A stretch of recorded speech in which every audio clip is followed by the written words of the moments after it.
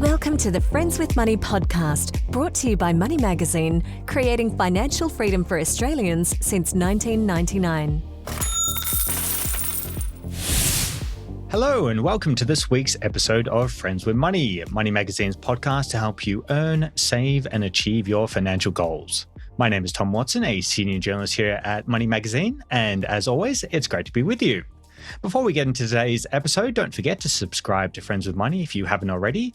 That way you'll get the show right in your feed every week and you won't miss an episode. On to today's show, though. Many listeners will be aware of the fact that traditionally, at least, spring is one of the busiest times of the year in the Australian property market. People are back from their winter holidays and far more comfortable getting out and about in the, slightly warmer weather.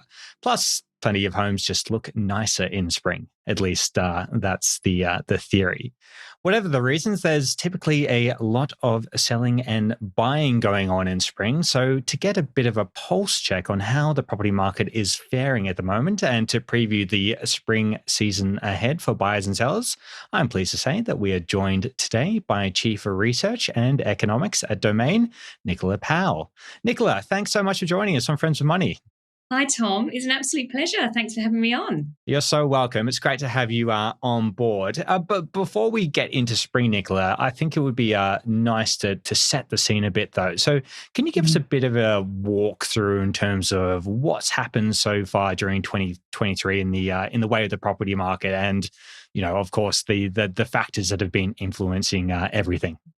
So 2023 has really been a change of pace, I think, for our housing markets. We've got now house prices have bottomed out in all of our capital cities and they are rising.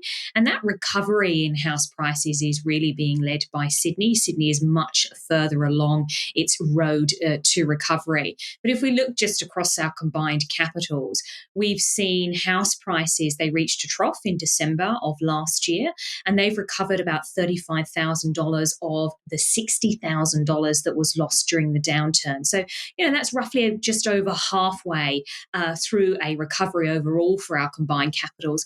Obviously, it is different depending upon the location, not only just by capital city, but also when you then drill down into the different areas. And it really just showcases it's important to know the market in which you're looking to purchase. But we've got some real kind of star performers across our capital cities. We've got most capital cities now rising over the most recent quarter. They've moved into the recovery phase. I think the caveat I would say there is Canberra is the one that is now sitting at a price trough. But we've got two capital cities that are all-time high. Adelaide and Perth are the only capital cities at the moment to have a record high house price. And what that says is these two markets appear to have avoided any material downturn in property price. When we think about the downturn that unraveled over last year, and we saw some significant percentages of price being shaved from the median house price in some of our biggest capital cities and most expensive capital cities, I should say. But the fact you've got Adelaide and Perth that really have avoided any downturn really just showcases the strength of those two markets. And I think there's a couple of reasons I'd like to point out for these cities is not only the demographic trends that are still supporting demand, but also they are much more affordable than other capital cities such as Sydney. It's an excellent point. I've been having a look at Adelaide for a while now, just out of interest, and it's amazed me how strong it's continued to be all throughout the period. And Nicola, something else I wanted to touch on is the issue of supply. What have we seen in the way of properties that are actually available on the market, and whether there is a demand from buyers there has been a demand for buyers throughout the year. Look, and this has been actually one of the things that's really underpinned the recovery of our housing markets, and that's been a lack of supply. Now, it's quite unusual when you think that we've seen the cash rate go through such significant increases, and at the same time, we've seen our markets move into a recovery and start to grow in terms of property price. And that really has been due to this mismatch between supply and demand. Now, it's logical when you go into a downturn. It's kind of the behavioural side of property. When you go into a downturn, what you tend to find is sellers kind of sit on the sidelines. They wait. They want to see how long is this downturn going to last? How much are we going to be seen shaved off of property prices? And so, but I think what we did see is probably a more significant pullback from sellers, and that occurred from spring of last year. So that trend has really been going for a number of months.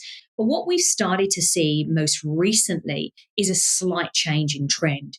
We've seen, particularly coming out of Sydney and Melbourne, we've seen an increase month on month of overall new supply coming onto the market. And it's the first time in over a year where we've started to see new supply higher compared to this time last year.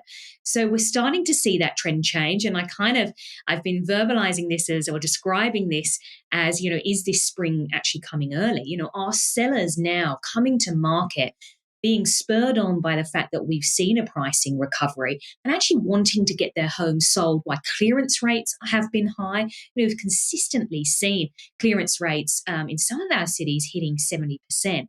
So the performance in the auction market has been very strong. And I think what that has done, it's been that driver to really bring some sellers, some homeowners to market because of those strong conditions. And perhaps they want to kind of get to market before that spring selling frenzy. And they've got perhaps more competition because we know in spring we see a boost in supply. And I think perhaps some sellers are thinking strategically about when they bring their home to market. Well, that's a perfect bridge then, Nicola, to kind of shift our focus onto spring then. So with kind of sellers in mind still, what does that mean for them in terms of the outlook? If more properties are coming on, if more sellers are going to be coming on, does that kind of shift the dynamic a little bit?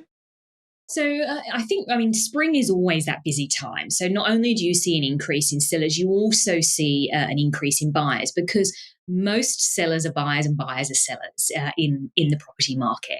But I mean, spring is that great time of year. It's when our gardens look best. And I think there is something, it's probably behavioural in it too, where you're kind of coming out of that cooler winter months and you've got spring and the thought of summer.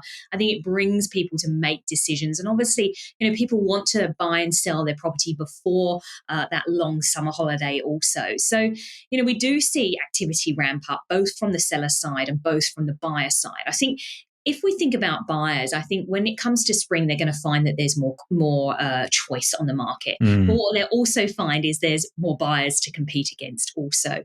And I think it's going to be one of those balancing acts between buyers and sellers, which is going to be interesting to see how it plays out in spring.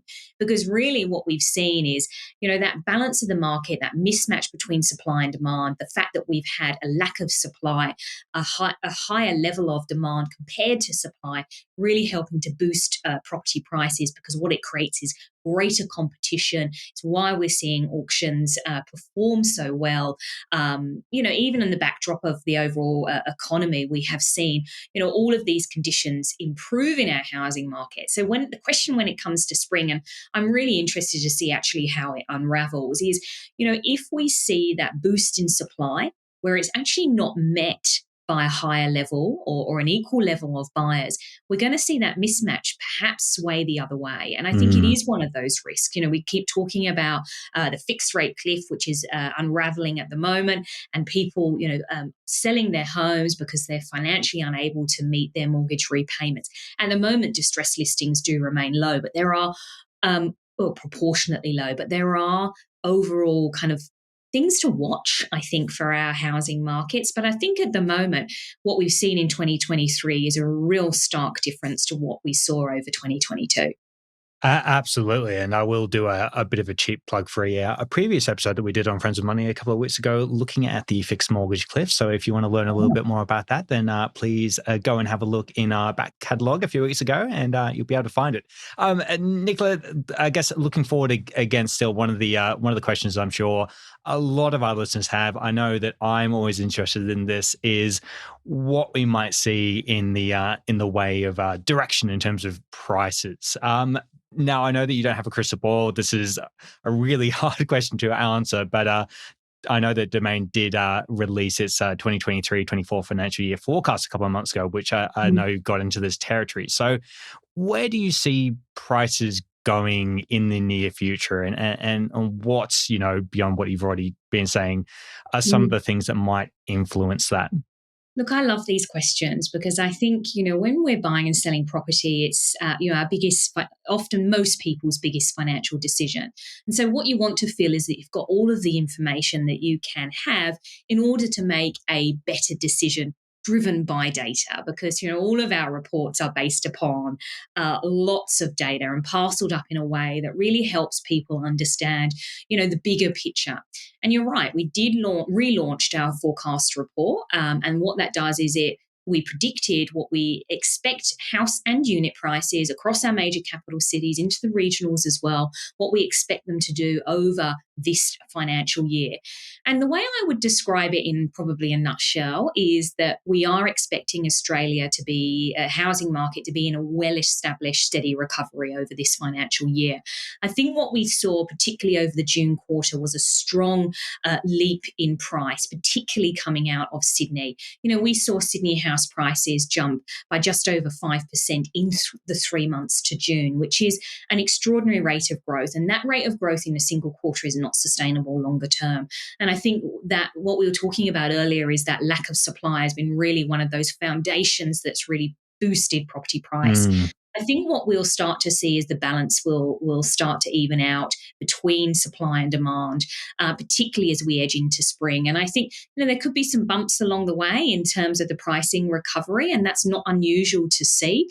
But I think what we're likely to see is a much more steady pace of growth.